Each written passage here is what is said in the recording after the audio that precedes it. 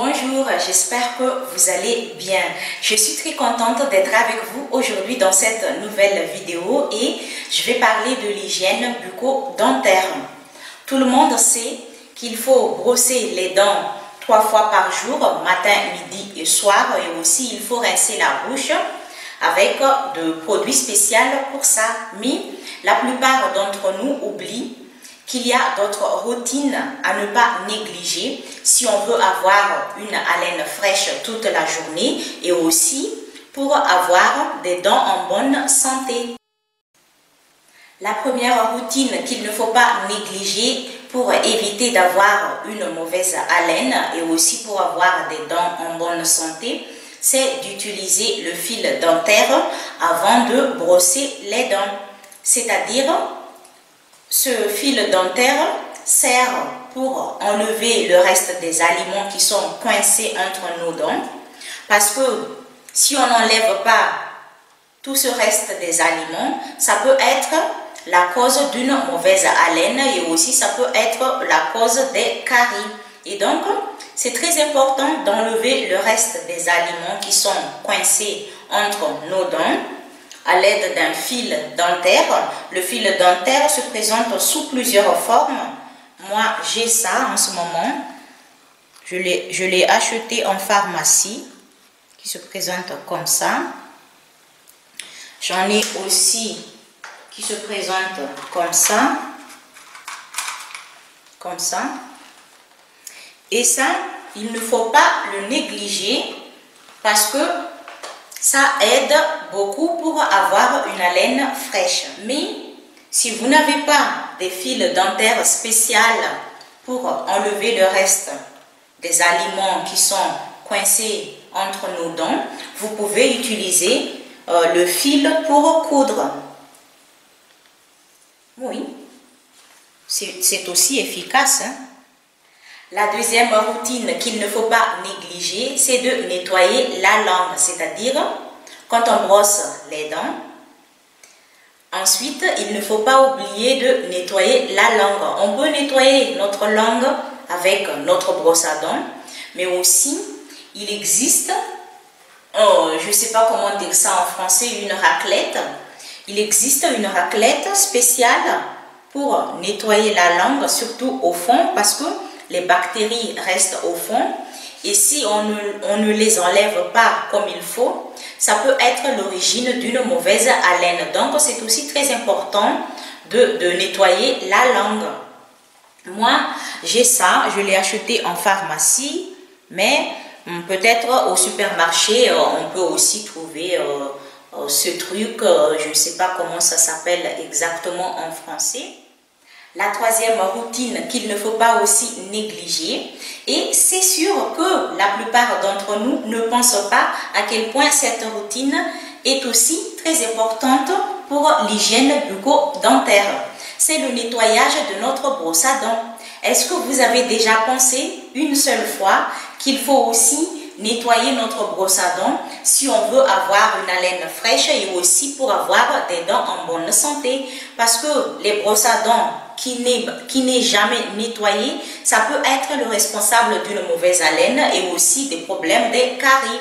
Donc, il faut aussi nettoyer notre brosse à dents de temps en temps. Le nettoyage de notre brosse à dents est aussi très important car avoir une brosse à dents saine est essentiel pour éviter le développement des bactéries. Donc, c'est aussi très important de nettoyer notre brosse à dents régulièrement car elle peut transmettre des bactéries dans notre bouche qui peut être responsable des caries ou de mauvaises haleines. Comment alors nettoyer la brosse à dents pour qu'elle ne représente pas un danger pour soi? Normalement, quand on vient de brosser les dents, on la nettoie sous l'eau pour l'utilisation au quotidien. Mais ça ne suffit pas. Ça ne suffit pas parce que ça ne permet pas de faire disparaître toutes les bactéries et aussi tous les microbes qui se retrouvent coincés dans les poils de la tête de notre brosse à dents. Donc, il faut faire un nettoyage en profondeur de notre brosse à dents afin d'éliminer toutes les impuretés et aussi de s'assurer de ne plus remettre les bactéries et les microbes dans la bouche. Il y a 3 façons efficaces pour nettoyer notre brosse à dents en profondeur.